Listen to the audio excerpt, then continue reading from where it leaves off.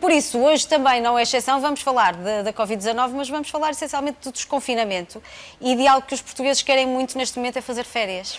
Vamos prepará-las. Verdade, é fazer férias, mas também fazer férias com alguma saúde mental. Por esse motivo temos cá o psiquiatra Pedro Morgado. Olá, Pedro. Bom dia, Pedro. Mais uma vez, bom dia. Obrigado por voltar aqui à praça. Sabemos que a Universidade do Minho realizou um estudo com 1000 pessoas, portanto é já um universo bastante alargado, e que chegaram a algumas conclusões curiosas. Exatamente. Sim. Portanto, nós falámos aqui há umas semanas sobre aquilo que era o estado da saúde mental no início do confinamento. Verdade. Entretanto, fomos analisando ao longo das semanas e encontramos alguns efeitos interessantes. O primeiro é de que, em termos gerais, a ansiedade e os níveis de stress baixaram ao longo do confinamento. E isso é bom.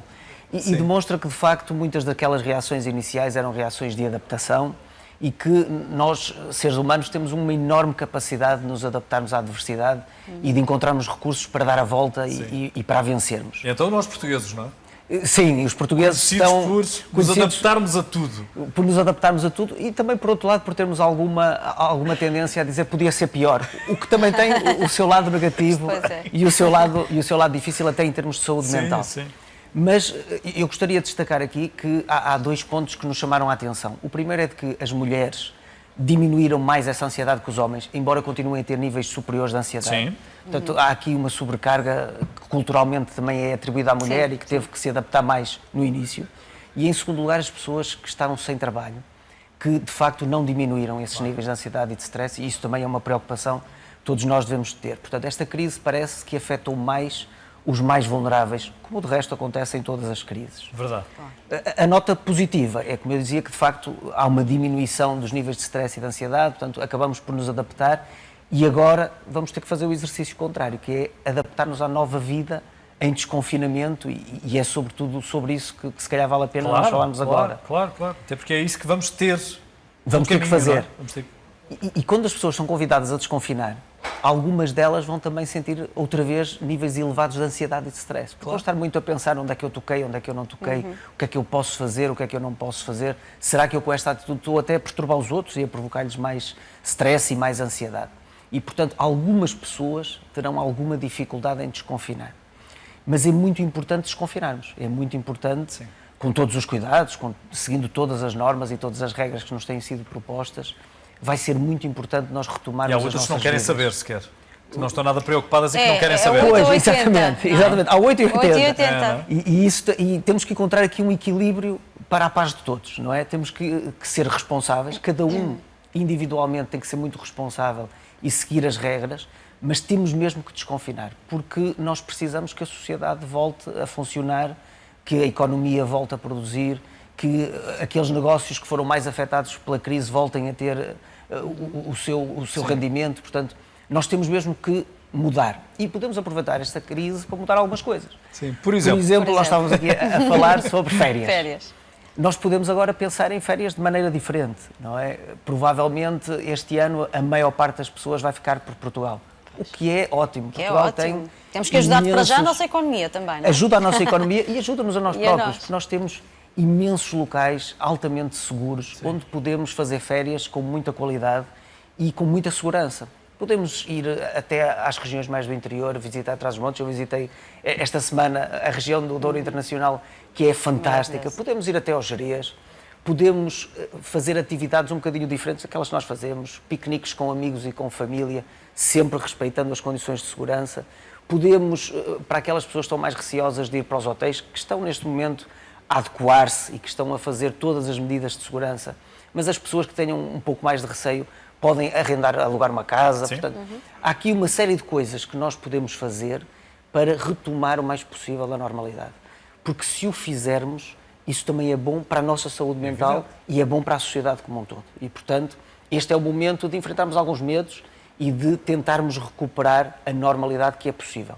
Sim, quando pensamos na saúde mental, pensamos sempre em pessoas que tenham que, inclusivamente, recorrer a psiquiatras ou a psicólogos para conseguirem recuperar. Mas há ainda um largo espectro de portugueses e portuguesas, da população mundial atingida, que se perturbou de algum modo e que ainda não atingiu aquele grau de importância, mas que se está a debater com uma série de receios. há truques, há dicas para superar esta ansiedade natural, quer seja para confinar, quer seja para desconfinar? Porque também agora tomou-se o gosto de estar em família e agora estão a mandar-me sair de casa e eu vou deixar de ter estes hábitos com a família, não é? Claro. É preciso, como em tudo na vida, é preciso um equilíbrio. E há alguns truques e nós já lá vamos. Eu gostava de destacar que a esmagadora maioria das pessoas experienciou sintomas de ansiedade, mas, por exemplo, também... Eu conheço pessoas que agora querem ficar em casa. Exatamente. Mas esses sintomas são adaptativos e vão ser ultrapassados. Não são um problema, não são para ir ao psiquiatra ou ao psicólogo ou ao médico de família. São sintomas de adaptação. Da vida. Da vida, exatamente.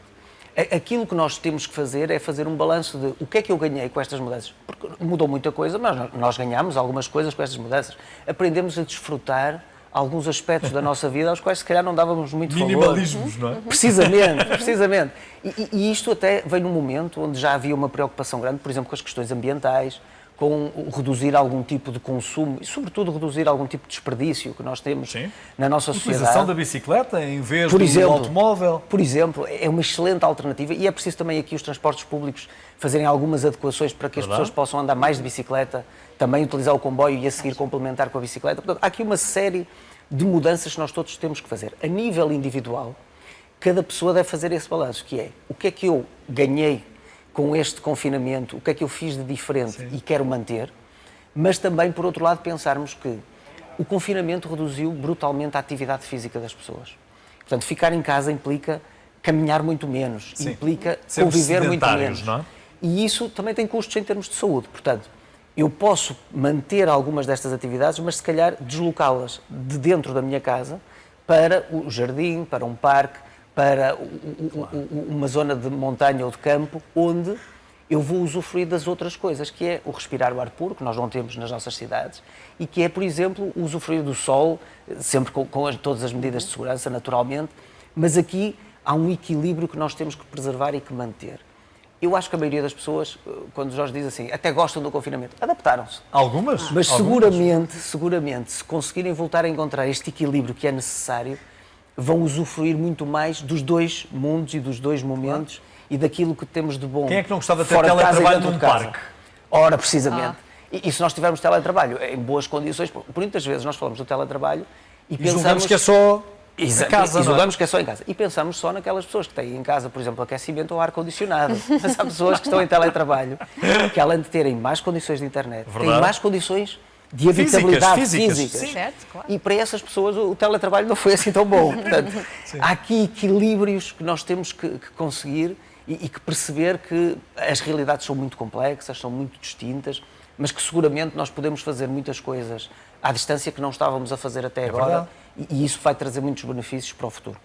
Vamos também ter de nos relacionar de modo diferente, quer seja no nosso seio familiar, quer seja na nossa vida social, trabalho ou amigos, e isso também pode trazer alguns constrangimentos. A família habituou-se, os filhos habituaram-se a ter os pais mais tempo em casa e agora vamos voltar a ter aquilo que tínhamos. E agora quando é que vos vejo? É só à noite? É só para nos darmos 2 beijinhos e vou para a cama? Não é? A mudança Sim, para vai os ser miúdos. Exigência, não é? É verdade. Para as crianças acabou por ser mais fácil até do que para os adultos, não é? Mais ou menos. Eu vou-vos dizer, acho que estão a ser também um bocadinho otimistas, porque eu conheço muitas famílias em que gostam muito de ter os filhos em casa, mas é muito difícil compatibilizar sim, o dia os todo filhos é, em casa claro. com a vida Com laboral. Com teletrabalho, com o por exemplo, teletrabalho, é quase impossível. É muito difícil. E vai ser preciso as nossas crianças voltarem à escola. Logo que seja possível em segurança. Setembro, não é? E isso vai ser possível em setembro, e vai ser necessário. Porque as crianças estão numa fase crítica do seu desenvolvimento, em que o relacionamento interpessoal de pares É muito é importante. fundamental para o desenvolvimento, não só físico, mas também psicológico. E, portanto, nós vamos ter que dar esse passo. Eu penso que nós vamos conseguir aproveitar o melhor das duas realidades e vamos conseguir mudar gradualmente. É óbvio que não vai acontecer de um dia para o outro. Claro que Portanto, as autoridades de saúde disseram-nos que podemos desconfinar em segurança, mas nós vamos levar tempo a conseguir fazer este caminho até nos sentirmos em segurança para desconfinar. Pedro, a julgar pelas notícias de hoje, tenho a impressão que não pode ser em total segurança, porque as festas já começaram, as festas privadas já começaram e sabemos que novos doentes surgem dessas festas. Precisamente. É preciso aqui muita responsabilidade individual. É preciso balancear muito bem aquilo que é o regresso à normalidade e a responsabilidade individual. Porque o problema não está ultrapassado. Nós conseguimos controlar significativamente o problema, e aqui no Norte isso foi muito significativo, não tivemos casos novos durante alguns dias, mas vai ser preciso muito cuidado, muita atenção, porque a vontade de festejar não pode deitar tudo a perder e não podemos voltar para trás.